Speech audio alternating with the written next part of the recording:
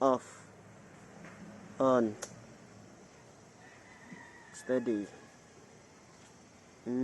Galing. Yun.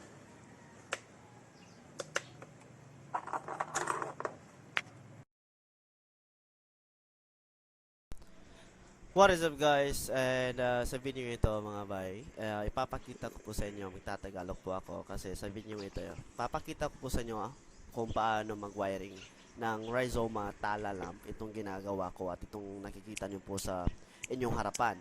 So alam ko, marami po sa inyo ang gustong malaman kung paano mag-wiring. Actually, napaka-simple lang talaga. All you need to do is to know how to properly remove all the fairings, remove the front plastic cover ng Sniper 150 ninyo.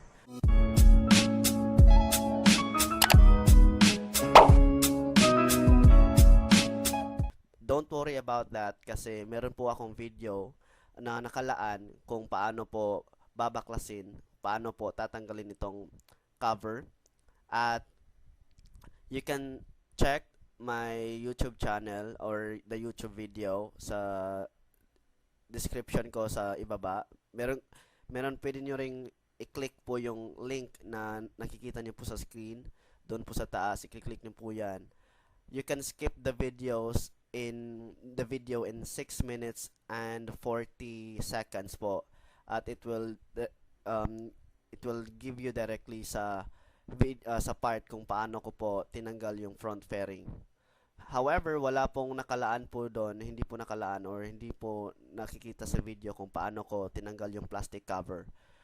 But it's very easy kasi dalawang screw lang po yon sa gilid after ma-remove yung side fairings. At another 10mm na bolt na ang tatanggalin doon po sa ating front, sa may gitna ng ating plastic cover. So anyway, everything is all set po at ipapakita ko po sa inyo yung ating wiring diagram at i-emphasize ko po sa inyo ano yung kakailanganin gawin at ano yung itatap at ano yung mga switches na kakailanganin po natin dito. Alright. Alright guys, so ito na po yung wiring diagram po natin.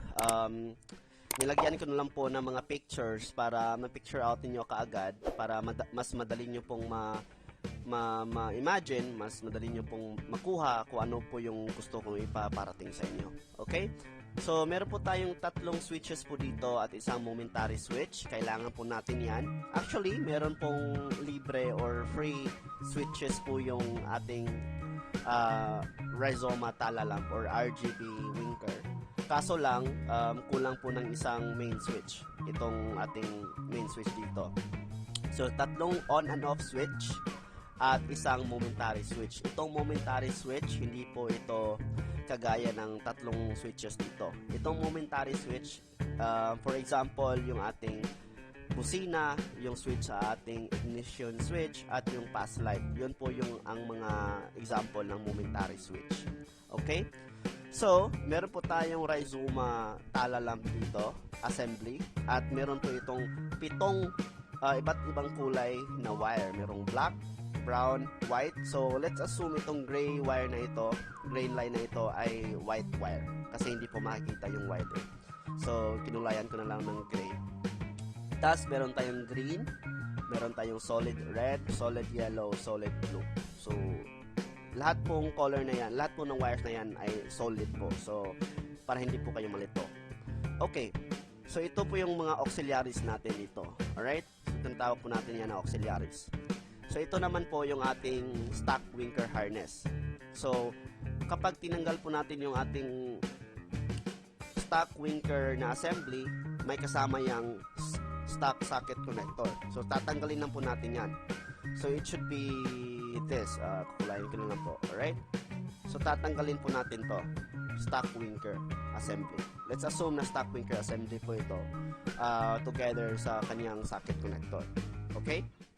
So, ang matitira po na harness itong socket connector sa kabila at itong dalawang positive, which is red, dalawang red at isang black. Actually, sa real picture po, dapat light brown or brown po itong dalawang positive at isang black.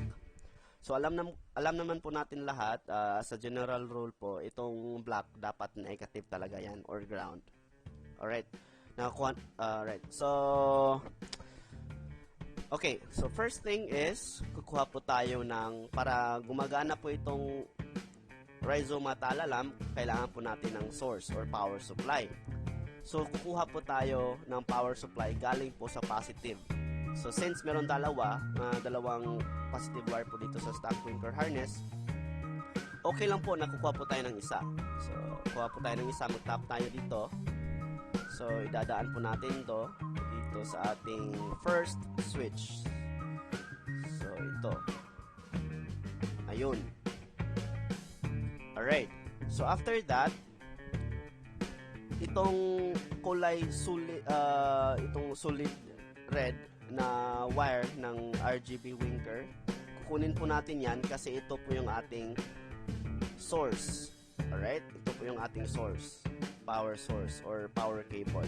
So ikakabit lang po natin dito sa ating main switch, on and off switch. Alright? So make sure po na nag-align po yan sa itong number 1 or line na drawing sa kana yung terminal niya.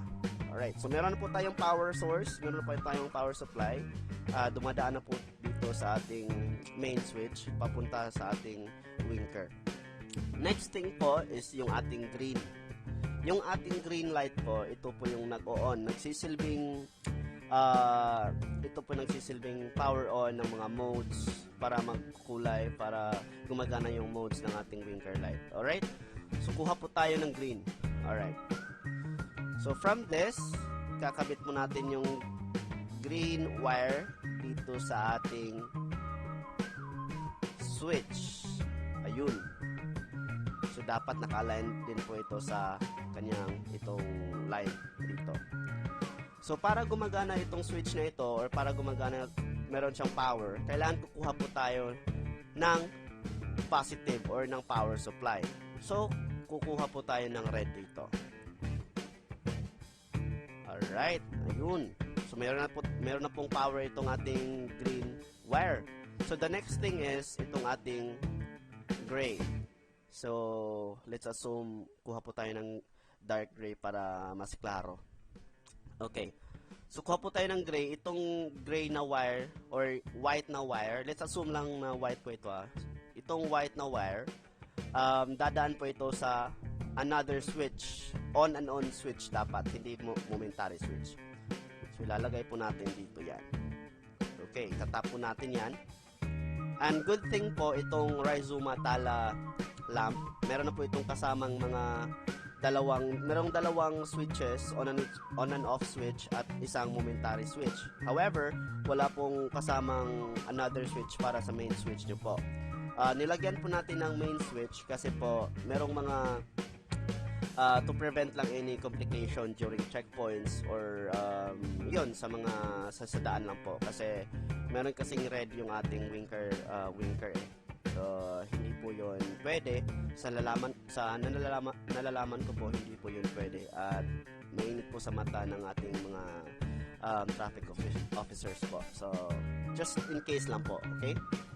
So alright, balik po tayo sa white na wire. So itong gray na wire po natin, gray na drawing, let's assume white wire po ito. So meron na, nakabit na po natin yung ating white wire dito sa switch. Kaso lang, wala po tayong power supply or wala pong power para magsusupply po sa itong mode. For that, kakabitan po natin siya ng power supply, itong red dito. Alright. Okay, nakuha nyo po, nakuha nyo pa po so far. So I hopefully po nakuha nyo po. So yun, tapos ng white wire natin, nakabit na po natin yan.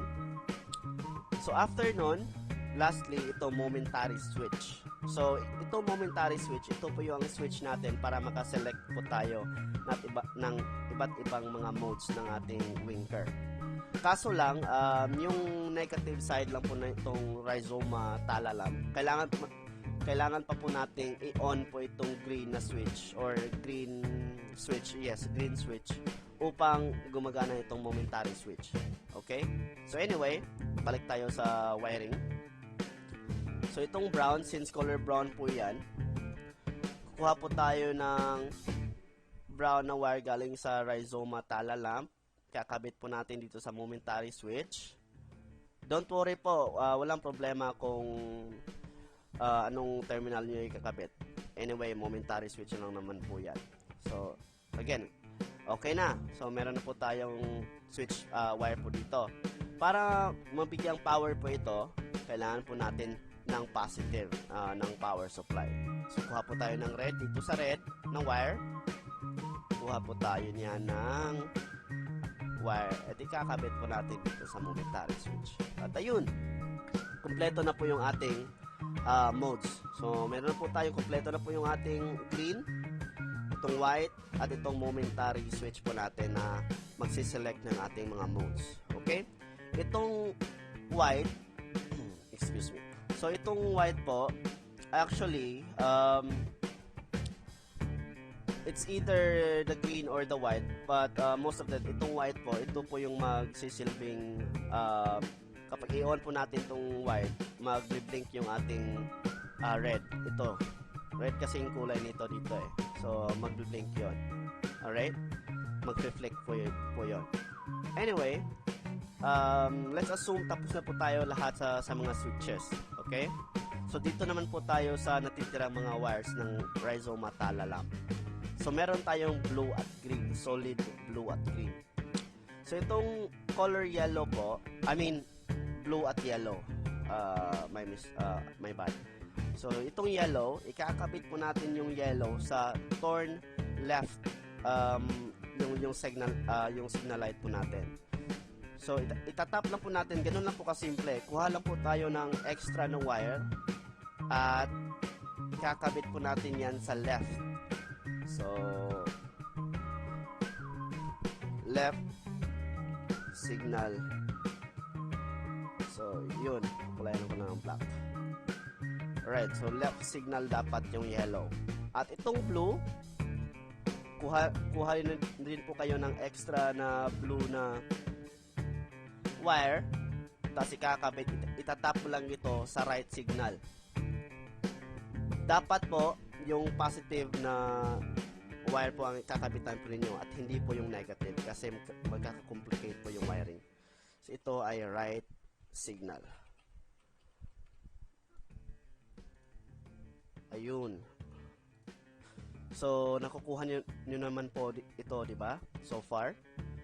Okay, so kung meron kayong tanong, just comment those down below sa comment section natin para masagot po natin yung lahat.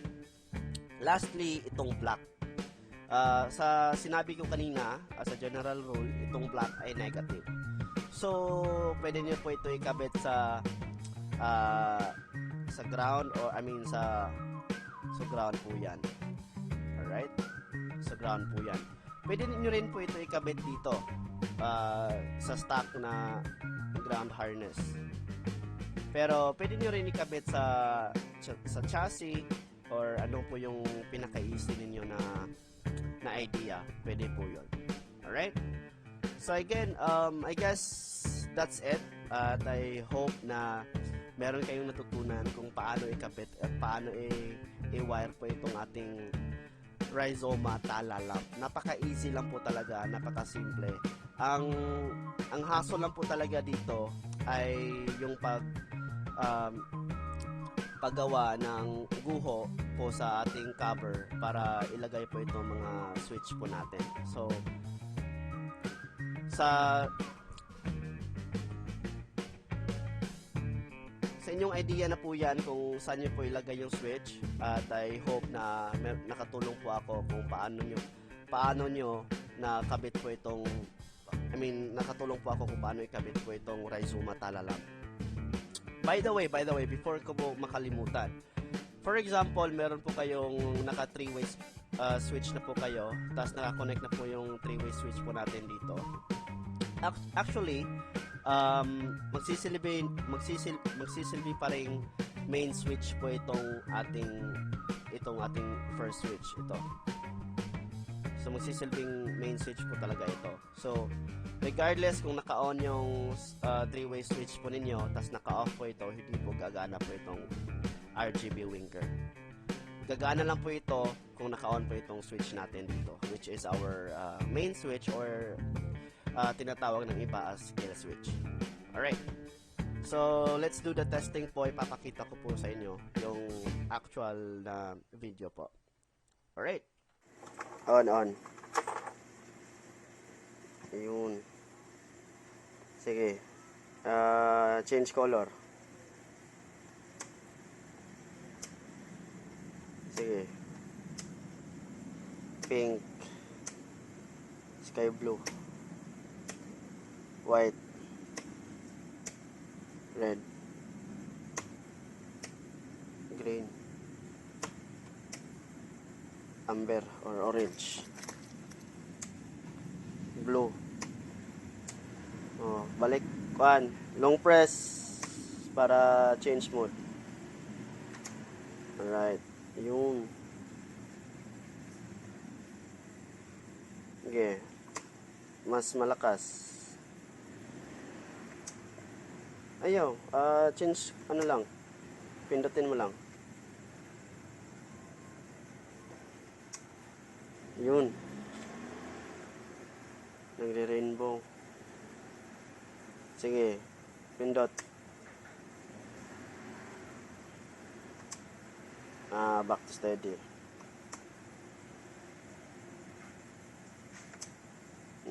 Mabagal. Pwede ra pindot off ay on ang mode niya, pindot niya para muhinay siya. Sige, balik. On niya, pindot ra niya. Hinay. Ano ka, Tagalog, Bisaya? So 7 ka mode ana. Magkahinay, magkapaspas niya. Long press 5 seconds.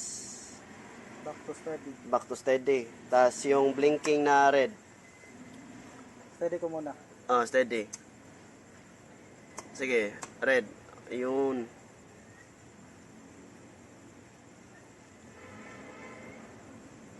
Off then mode. On ang mode. Then balik sa blink. Ayaw, blink. Ayun. Nasa check mode Sige. Off, balik. Lain-lain na po diyang blinking. Yun, nice. Signal. Signal. Lastly, signal. Ayun, signal. Kabila. Hazard. Yun, nasa switch.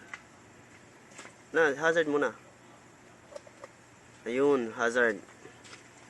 Ganda. Kapsata,